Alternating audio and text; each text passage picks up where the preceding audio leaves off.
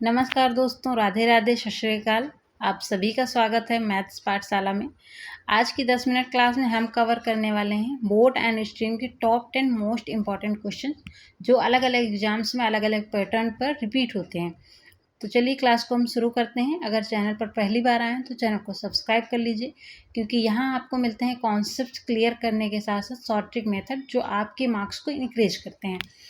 पहला क्वेश्चन आपकी स्क्रीन पर लग गया है। नाव की स्थिर जल में गति 25 किलोमीटर पर आर है पर घंटे है और धारा कितनी दी गई है, 5 किलोमीटर पर घंटे। तो धारा के विरुद्ध गति पूछी गई, ठीक है। तो इसके लिए सबसे पहले जो मैं शॉर्ट ट्रिक मेथड बताती हूँ जिससे मैं सॉल्व करती हूँ, उसके लिए आपको क्या करना पड़ेगा।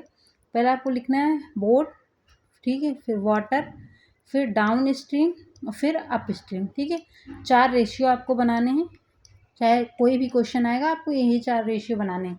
पहले बोट, फिर वाटर, फिर डाउन स्ट्रीम, फिर अप स्ट्रीम। बोट का मतलब होता है नाव की गति, ठीक है। ये सब की स्पीड का रेशियो दिया गया है। बोट का मतलब नाव की गति, वाटर का मतलब धारा की गति, डाउन स्ट्रीम का मतलब होता है धारा की दिशा में गति जो होती है वो, और अप स्ट्रीम का मतलब धारा की विरुद्ध गति, ठीक है। तो ये सभी की स्पीड का रेशियो दिया गया है। अब आपके क्वेश्चन में जो जो दिया गया है उसको हम लिख लेते हैं।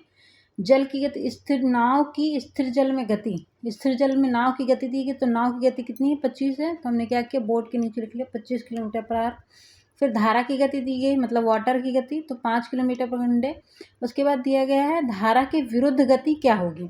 तो जब भी आपके सामने दो चीज़ें दी गई हों, बोट और वाटर, तो यहाँ पे आपको धारा की विरुद्ध गति कैसे निकालेंगे। धारा की विरुद्ध गति निकालने का मतलब ये होता है कि अगर आपने नौका विहार की होगी तो जब धारा की या तैरते होंगे, तो जब हम धारा के विरुद्ध तैरते हैं तो वहाँ पे क्या है, धारा के विरुद्ध करने पे हमारी जो वाटर की और बोट की या जो आप कर रहे हैं उसमें क्या ज़्यादा ताकत लगानी पड़ती है। मतलब ये क्या है, आपस में घट जाएंगे, ठीक है, घट जाते हैं। और जब धारा की दिशा में करते हैं तो बोट और वाटर की स्पीड क्या आपस में जुड़ जाती है। तो यहाँ पे अगर हम क्या करेंगे, 25 माइनस 5, तो 25 माइनस करेंगे 5, तो मतलब 20 किलोमीटर पर आवर। अगर यहीं पे आपसे ये पूछा जाता कि डाउन स्ट्रीम क्या है, मतलब धारा की दिशा में गति क्या होगी, तो हम इन दोनों को जोड़ देते, ठीक है, इन दोनों को जोड़ के लिखते, तो ये हो जाता 30। अब आपसे क्या पूछा गया, अप स्ट्रीम पूछा गया है, धारा की विरुद्ध गति, तो क्या हो जाएगा हमारा 20। ऑप्शन नंबर सी क्या हो जाएगा हमारा राइट आंसर हो जाएगा, ठीक है। पहला क्वेश्चन था तो समझाना था इसलिए थोड़ा टाइम लगा। अब देखिएगा आप क्वेश्चन कैसे उड़ाएंगे। आपको क्या लिखना है, सबसे पहले बोट, वाटर, डाउन स्ट्रीम और अप स्ट्रीम, ठीक है, ये लिखना है।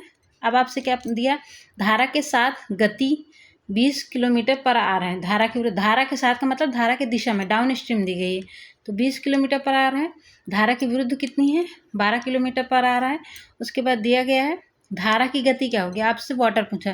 जब आपको ये दोनों दिए गए हों, डाउन स्ट्रीम और अप स्ट्रीम दिया गया हो, और बोट और वाटर की गति अलग अलग निकालनी हो, तो जब बोट की निकालनी होगी तो आप क्या करेंगे, बोट की गति निकालने के लिए down stream plus up stream जोड़ के और 2 से भाग देना है।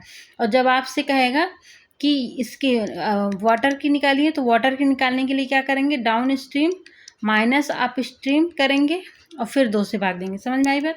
जब आपको डाउन स्ट्रीम और अप स्ट्रीम दी गई हो तो इन दोनों को घटा के 2 से भाग देंगे, तो हमारी धारा की जो गति होगी वो प्राप्त होगी। अगर इन दोनों को जोड़ के 2 से भाग देते हैं तो हमारे पास जो निकल के आती है वो क्या होती है, बोट की गति। अब आपसे क्या पूछ रहा है, धारा की गति पूछ रहा है। धारा की गति निकालने के लिए इन दोनों को माइनस करेंगे और 2 से भाग दे देंगे या हाफ कर देंगे आपके लैंग्वेज में। तो जब इससे भाग देंगे तो 12 8 20, मतलब 8 का डिफरेंस आएगा, इन दोनों के बीच में 8 का डिफरेंस है, और 8 का डिफरेंस आएगा तो यहाँ पे 2 से भाग देंगे तो कितना हो जाएगा, 4। मतलब ये कितना हो जाएगा हमारा, 4 हो जाएगा। और अगर हम इन बोट की स्पीड निकालेंगे तो क्या आएगी, इन दोनों को जोड़ेंगे तो कितना हो जाएगा, 32, और 32 में 2 का भाग देंगे तो कितना आ जाएगा, 16। तो बोट की यहाँ पे कितनी आ जाएगी, 16 आ जाएगी, ठीक है। तो ऑप्शन नंबर क्या हो जाएगा हमारा, ऑप्शन नंबर बी क्या हो जाएगा, करेक्ट हो जाएगा, ठीक है। नेक्स्ट क्वेश्चन है, स्थिर जल में नाव की गति बोट, वाटर, डाउन स्ट्रीम और अप स्ट्रीम, ठीक है, ये हमने बना लिया। आपको बस ये 4 रेशियो याद रखना है। उसके बाद क्या दिया है, नाव की गति कितनी है, 18 है। फिर धारा की गति कितनी है, 3 है। धारा के साथ गति, मतलब धारा डाउन स्ट्रीम पूछ रहा है, तो धारा के साथ गति का मतलब क्या होता है, इन दोनों को हम जोड़ देते हैं, तो 18 3 कितना हो जाएगा हमारा, 21। 21 क्या हो जाएगा हमारा राइट आंसर हो जाएगा, ठीक है। नेक्स्ट है बोट, वाटर, डाउन स्ट्रीम और अप स्ट्रीम। आप क्या करना है, सबसे पहले लिख लेना है। धारा की विरुद्ध गति कितनी है, 10 किलोमीटर है, धारा के विरुद्ध 10 किलोमीटर पर घंटे है। उसके बाद दिया है धारा की गति कितनी है, 2 किलोमीटर, धारा की गति दी गई 2 किलोमीटर पर घंटे। उसके बाद कह रहा है स्थिर जल में गति क्या होगी, स्थिर जल में गति मतलब नाव की गति पूछी गई, ठीक है। स्थिर जल में मतलब बोट की स्पीड पूछी गई, ठीक है। यहाँ पे क्वेश्चन थोड़ा क्लियर नहीं है, बट हमें लग रहा है कि बोट की गति पूछ रहा है। अब आपके सामने देखिए, ये दिया है 10, ठीक है, अप स्ट्रीम। यहाँ पे बोट दिया गया है हमारा वाटर, मतलब वाटर की गति कितनी, 2 दी गई। अब आपको पता है कि हमारा जो, अब मान लिया हमने बोट की क्या है, एक्स मान लिया हमने, एक्स है, तो ये आप अप स्ट्रीम कैसे निकालते हैं, इन दोनों को घटा के, बोट और वाटर को घटा के ही तो अप स्ट्रीम निकलती है। तो हमने क्या किया, इन दोनों को घटा के 10 बराबर कर दिया। यहाँ से अगर हम निकालेंगे तो इधर जाएगा, जाके जुड़ जाएगा, तो मतलब 12 आ जाएगा। इसका मतलब ये है कि हमारे बोट की जो स्पीड हो कितनी हो जाएगी, 12 हो जाएगी। तो ऑप्शन नंबर बी क्या हो जाएगा, राइट आंसर हो जाएगा, ठीक है। आप देख रहे होंगे कि क्वेश्चंस को आपको कुछ भी नहीं करना है, बस आपको जो मैंने बताया वो रेशियो आपको याद रखना है, और उससे आप सारे क्वेश्चन 2-2 सेकंड में बिना पेन पेपर के भी सॉल्व कर सकते हैं, ठीक है। फिर आपको दिया है बोट, आपको सबसे पहले ये बनाना है, बोट, वाटर, फिर डाउन स्ट्रीम और फिर अप स्ट्रीम, ठीक है। ये हमने बना लिया। आपके सामने दिया है एक नाव 30 किलोमीटर धारा के साथ 2 घंटे में तय करती है, धारा की गति 3 किलोमीटर, धारा की गति 3 किलोमीटर पर घंटे। और यहाँ पे देखिए एक नाव धारा के साथ 2 घंटे, मतलब धारा की दिशा में, तो यहाँ से आपको दूरी दी गई है और समय दिया गया है, तो यहाँ से आप स्पीड निकाल सकते हैं। समय, चाल बराबर दूरी बटे समय होता है, तो चाल बराबर दूरी बटे समय निकालेंगे तो कितना आ जाएगा, देखिए 2 से भाग देंगे तो कितना आ जाएगा, 15, मतलब 15 किलोमीटर पर घंटे क्या है हमारी डाउन स्ट्रीम, धारा के साथ का मतलब डाउन स्ट्रीम, तो ये कितना हो जाएगा हमारा, 15 हो जाएगा। अब आपसे पूछ रहा है नाव की गति, नाव की गति निकालनी है, हमने मान लिया ये एक्स है। अब हमें पता है कि नाव की गति और धारा की गति अगर हम जोड़ देते तो डाउन स्ट्रीम आ जाती है, तो यहाँ से हम x+3 करेंगे और इक्वल में 15, ठीक है। यहाँ पे हमने 3 को इधर भेजा तो ये जाके घट जाएगा, तो कितना आ जाएगा, 12। तो ऑप्शन नंबर ए क्या हो जाएगा हमारा, राइट आंसर हो जाएगा, ठीक है। नेक्स्ट क्वेश्चन है, नाव की स्थिर जल में गति इतनी है, धारा की गति इतनी है, धारा की विरुद्ध गति है, बोट, वाटर, डाउन स्ट्रीम और अप स्ट्रीम, ठीक है। आपसे क्या है, नाव की स्थिर जल में गति मतलब बोट की दी गई है 25, फिर आपके क्या दिए गए, धारा की गति दी गई, धारा की गति क्या है, 5 है, धारा की विरुद्ध पूछ रहा है, धारा के विरुद्ध निकालने के लिए क्या है, इन दोनों को माइनस कर देते हैं, तो 25 - 5 मतलब 20। ऑप्शन नंबर बी क्या हो जाएगा हमारा, राइट आंसर हो जाएगा। और अगर इसको निकालना होता तो इन दोनों को जोड़ के लिखते तो 30 आ जाता, ठीक है। मैंने बार बार रिपीट किया आपको ये क्वेश्चन। फिर धारा के साथ गति कितनी है, डाउन स्ट्रीम दी गई, धारा के विरुद्ध अप स्ट्रीम दी गई है, और स्थिर जल में गति पूछ रहा है, बोट, वाटर, डाउन स्ट्रीम और अप स्ट्रीम। आपके सामने डाउन स्ट्रीम दी गई है 24, फिर अप स्ट्रीम दी गई है 16। आपसे पूछा क्या, स्थिर जल में गति, स्थिर जल में गति का मतलब ये होता है बोट की स्ट्रीम, बोट की गति पूछ रहा है। अभी मैंने दूसरे क्वेश्चन में ही आपको बताया था कि जब आपको डाउन स्ट्रीम अप स्ट्रीम दिया गया हो और बोट की गति निकालना हो तो इन दोनों को जोड़ के आधा करते हैं, ऐड करके क्या करते हैं, आधा करते हैं। और जब वाटर की स्पीड पूछेगा तो इन दोनों को क्या करना है, सब्सट्रैक्ट करना है और आधा करना है।